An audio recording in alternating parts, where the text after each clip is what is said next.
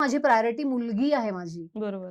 मी लोकांना दिसतीये, लोक मला ओळखतायत. नेम, फेम, पैसा ह्या गोष्टी कुणाला नको असतात? हो. मलाही हव्यात. हं.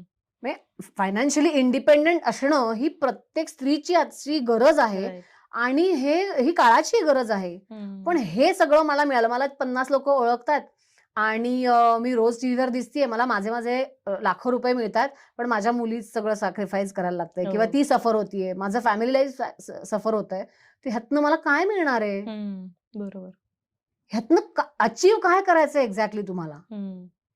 सो हा विचार जेव्हा मनात येतो ना, तेव्हा मला असं होतं की नाही मी थांबेन अजून. हं. अजून थोड्या दिवसांनी काम करायला लागेन. म्हणजे उमेदीचा काळ असतो तुमचा, त्यावेळी काम केलं पाहिजे. हे सगळं डोक्यात आलं तरी मला ह्या ना सगळ्या आपल्या ह्या सगळ्यातनं एक सगळं काम करून मला घरीच यायचंय. सो हो. माझा बेस जर का डिस्टर्ब असेल ना, बरोबर.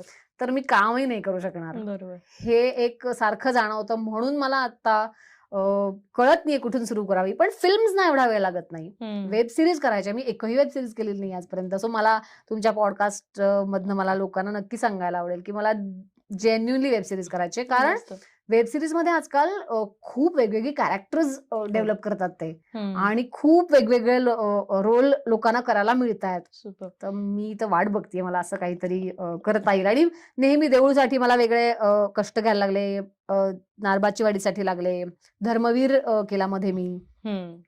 सो ह्या सगळ्यामध्ये मला लक्षात आलं, की अ, एखादी वेगळ्या तुमच्या रोलसाठी तुम्हाला तो अभ्यास, तेवढे वेगळे कष्ट घेतल्याशिवाय मला ती काम करायची मजाही येणार नाहीये.